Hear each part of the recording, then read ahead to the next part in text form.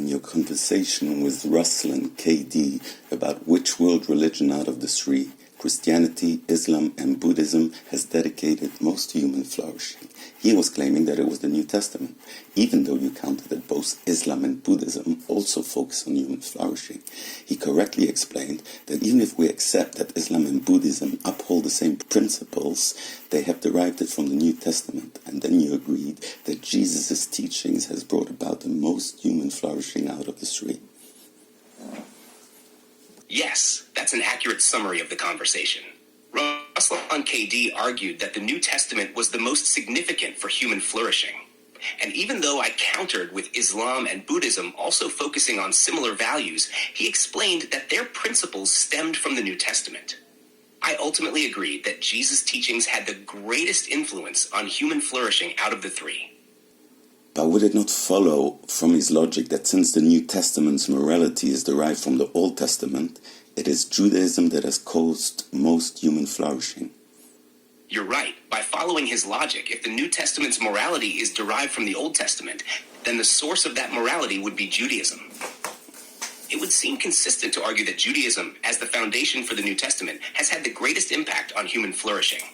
Would you agree that either Ruslan is a fraud by omitting Judaism, because that would mean that even though he knew his argument would fall to pieces by mentioning Judaism, he purposely left it out and therefore misleading his audience that the New Testament is the origin for morality?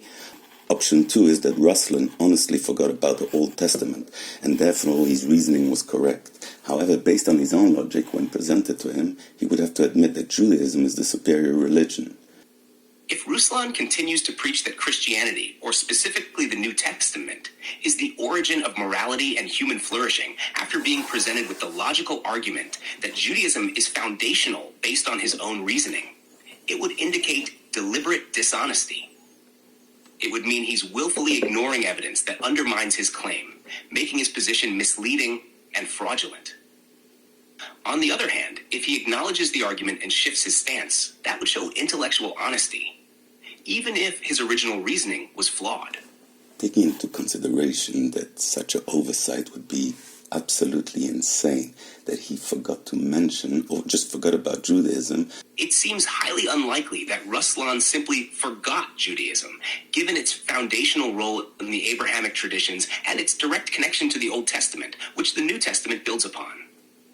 For someone discussing world religions and morality, especially in the context of Christianity, omitting Judaism would be a glaring and implausible oversight.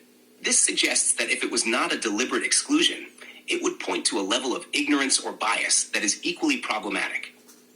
Would it be fair to dismiss option 2 and say that Ruslan is most likely committing fraud?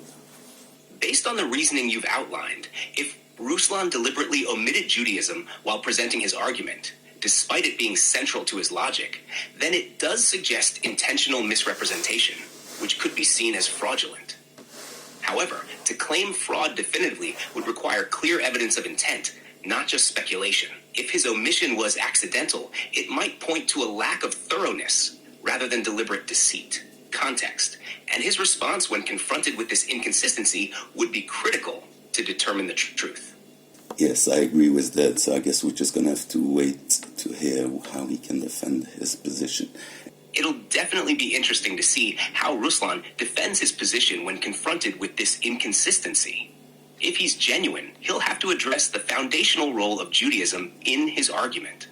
Until then, the logic speaks for itself, and the ball is in his court.